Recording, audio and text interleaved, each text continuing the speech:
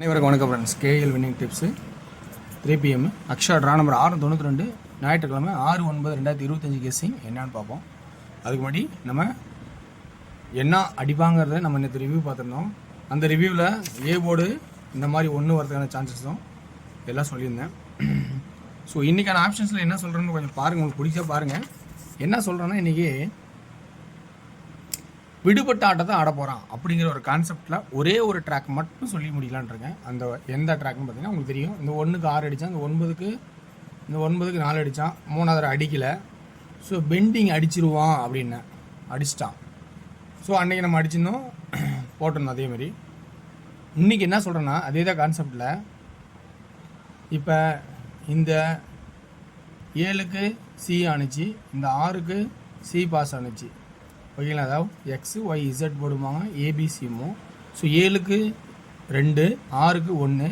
இப்போ இங்கே ஆடலை 1-5னாவே நான் சொல்லியிருக்கேன். அதிகபட்சம் 2 7.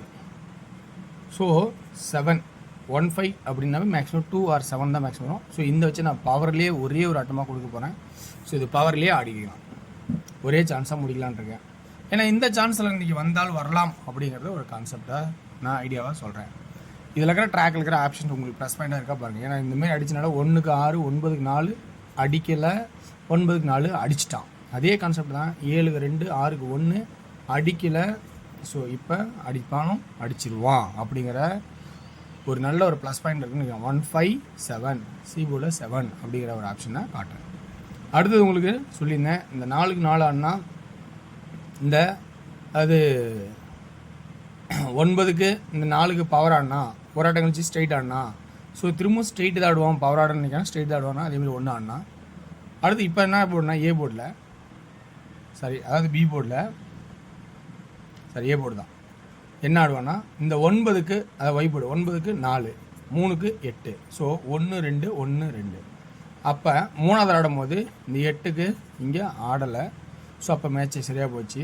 அப்போ இந்த 6 1 ஆக்குவானா.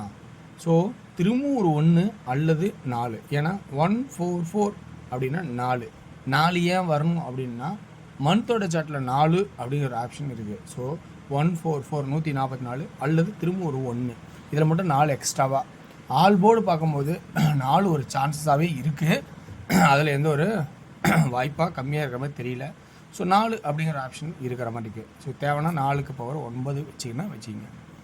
ஸோ அப்போ ஏ அண்டு சி அப்படிங்கிற ஆப்ஷனும் 2 4னா 6ஆகவும் ஆடுறதுக்கு அதிகபட்சமாக வாய்ப்பாகவும் தெரியும். ஏன்னா 2 4 ஆடினாவே 6 அல்லது 9. புரியுங்களா? 9. ஏன்னா 6 திருப்பிவிட்டா 9 அப்படின்னா 6 அல்லது 9ங்கிற ஒரு கான்செப்டாகவும் ஏ போல் 7 1 அண்டு 4 அப்படிங்கிற கான்செப்டாகவும் காட்டுறேன். அப்போ ஏசினாலும் சரி அல்லது ஆல் போர்டுனாலும் சரி 17 47 47 17 47 நல்லா பார்த்துங்க. 17 47 அப்படிங்கிற ஆட்டத்தை தெளிவாக காட்டுறேன். 3D ஆப்ஷனில் என்ன காட்டுறேன்னா 167 467 197 497 இப்படிங்கிற கான்செப்ட் மட்டும் காட்டுறேன். ஸோ இதில் உங்களுக்கு ப்ளஸ் பாயிண்ட் இருக்குதா இல்லைன்னு பாருங்கள். ஸோ நல்லபடியாக இருந்ததுன்னா ஏசி, நான் சொல்கிறது ஏசி 17 அல்லது 47.